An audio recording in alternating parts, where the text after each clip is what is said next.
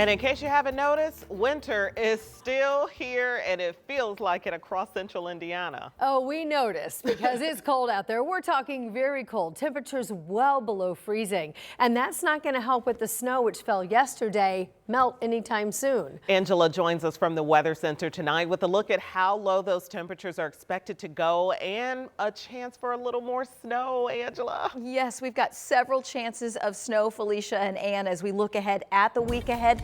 And temperatures for lows in the single digits, highs in the teens, wind chills sub-zero.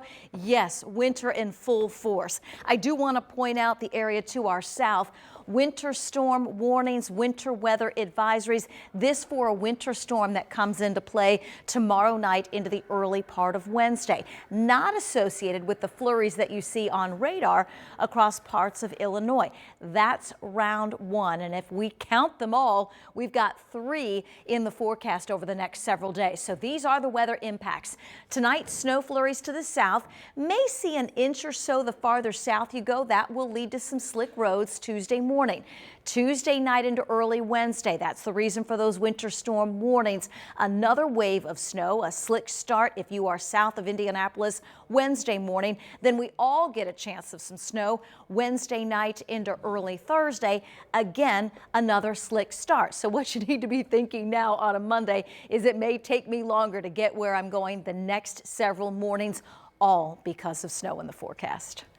All right. Thank you so much, Angela. And our weather team is going to keep you updated on this forecast, and you can do that by downloading the Live Doppler 13 weather app. You can also use it to check on any school closings and delays, which is caused by the weather. It is a free download in your phone's app store.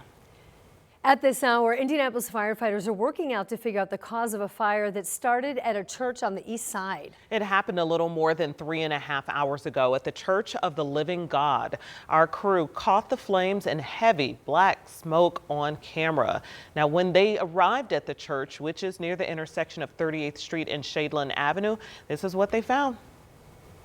The fire clearly had a head start on us when we got here. When they went in the door, they reported that smoke conditions inside the sanctuary were pretty clear, which meant that it was above them. The firefighters then found the fire in a lower part of the ceiling. Fortunately, on this Monday, nobody was inside the church when that fire broke out this afternoon.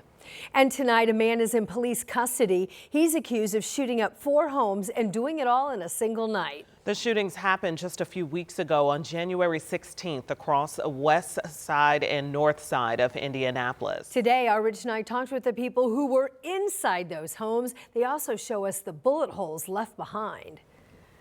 The shots fired incident started just before midnight at this house on West 33rd Street. From the porch, you can see multiple bullet holes in the house. Around 2:30 a.m., shots were fired into this house on West 34th Street. A woman here declined comment, speaking through the closed door. The bullet holes indicate shots were fired from the front of the house and on the enclosed porch. Just a few minutes later, still on January 16th, this house on West Walnut Street was shot up. A woman who did not want to speak on camera said she was home with her 5 children and a grandson. No one was hurt, but she left that day and has not returned to the home. The 4th shooting location was an apartment at the Meridian South around 3:15. 1, 2, 3, 4, 5, 6, 7, 8, 9, 10, 11. Almost a dozen shots into this door, and one of these shots hit a man on the other side in the foot. Police say the shooter was targeting people he believed lived at each location. An individual who was reckless in his behavior, utilizing a firearm, but thankfully these witnesses, these victims, communication with our police, that's what allowed for us to locate this suspect. The suspect was living at this home near 38th and High School Road. Police arrested the 20-year-old in that area February 13th. Police say he tried to hide a gun in his underwear. Detectives believe that the firearm that was located on him that he tried to conceal at the time of apprehension by the plainclothes officers is the same weapon used at these incidents. Police say the gun is the same caliber as the bullets found at each of the shootings. In Indianapolis, Rich Knight, 13 News. Police arrested the suspect for battery with a deadly weapon and multiple counts of criminal recklessness. He is yet to be formally charged by the prosecutor. Happening tomorrow, an 18-year-old accused of planning a Valentine's Day mass shooting at a central Indiana school will appear before a judge again. Trinity Shockley's bond review hearing is scheduled for Tuesday morning at the Morgan County Courthouse. Shockley is accused of planning an attack on Mooresville High School. Shockley faces charges of conspiracy to commit murder and intimidation with the threat to commit terrorism. Tonight, Indiana's congressional delegates are still waiting on a response from the U.S. Postmaster General about all these shipping delays that we've been looking at for months now, and they're linked to the distribution hub that's located right here in Indianapolis. And it's a story we've been reporting on since December, with packages delayed for weeks and some even months. Our Marion County reporter Lauren Kostick has been leading our coverage. She joins us with the next steps that we could see if these problems are not resolved. Well, Ann and Felicia, we continue to get calls and emails about this almost every day now. And then we were talking about small businesses out thousands, Christmas presents lost, passports delayed. So today I looked into other facilities across the country, and it turns out we're not alone. Just last year, the hub in Atlanta was plagued with the same postal problems. The Office of the Inspector General conducted an audit there, finding several issues, including staffing and poor management. It's something Hoosier lawmakers now want to see done here in Indy. We're paying for it. You and me, the taxpayers, the users, we're paying for it. Let's make it work. And recently, lawmakers in Louisville and Jacksonville also signed similar letters after seeing issues in their cities. So coming up at 6, we're going to dive a little deeper into these audits, what the inspectors found, the recommendations they made, and whether we can see that happen here in Indy. Yeah, it just seems so frustrating, because this seemed to be something that we could really count on, and then all of a sudden now we can't. And that really is because, you know, we moved to this new facility. The Postal Service opened this new hub, and that is something we're seeing across the country in different cities while they try to modernize the Postal Service and consolidate. Yeah, and then in the meantime, service is going backwards. Yes. All right, Lauren, your coverage continues tonight at 6. Thank you. Well, a bill to start the process of annexing Illinois counties has advanced out of a committee at the Indiana State House. This bill would create a committee made up of representatives from Indiana and the state of Illinois to explore several counties that would join the state of Indiana.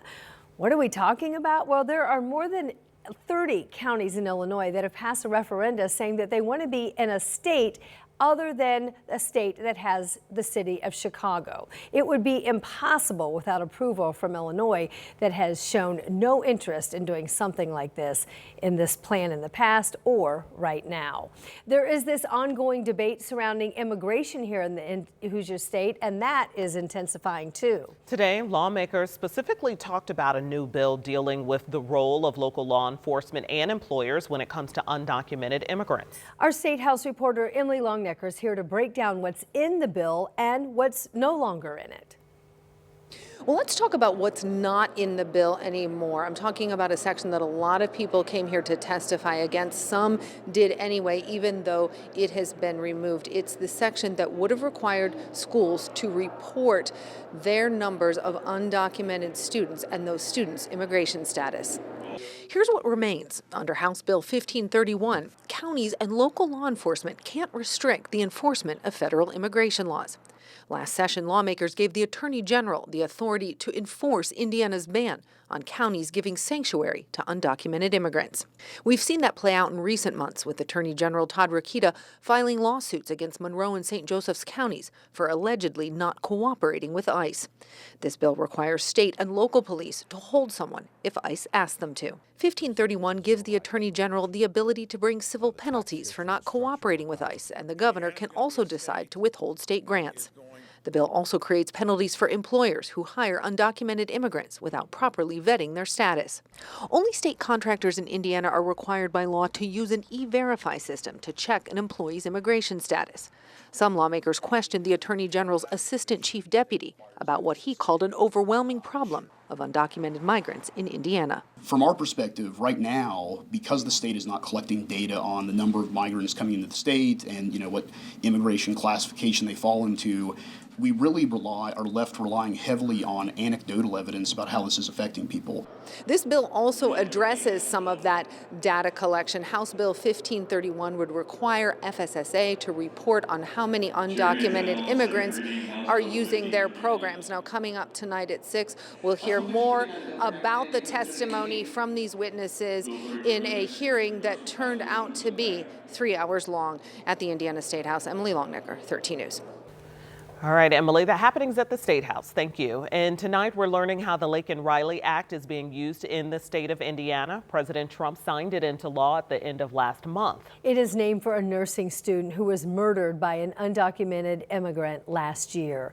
This particular law requires the federal detention of undocumented immigrants who are accused of serious crimes, including crimes resulting in serious bodily injury or death. The Jackson County prosecutor contacted ICE and requested they detain a suspect because of this law. So the suspect is a man from Guatemala and who the prosecutors are now saying was in the U.S. illegally. He's accused of crashing into a car driven by 27-year-old Brad Kastner in Seymour and then killing him last year. The prosecutor charged the suspect with a misdemeanor because he was not speeding or driving under the influence of alcohol and drugs. I understand the frustration this case has caused and the loss. I know some believe I should file homicide charges. That is not possible under Indiana law. Congresswoman Erin Houchin, who appeared alongside the prosecutor during the news conference, said under this law, the man now is being deported to Guatemala.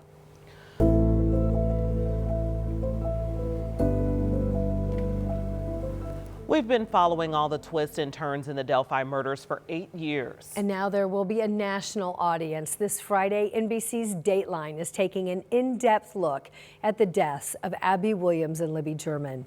In their coverage, you're going to hear from people who are at the center of this case, many of whom could not speak publicly the last 2 years. So join us Friday night. The 2-hour Dateline on the Delphi murder airs 9 to 11 right here on WTHR.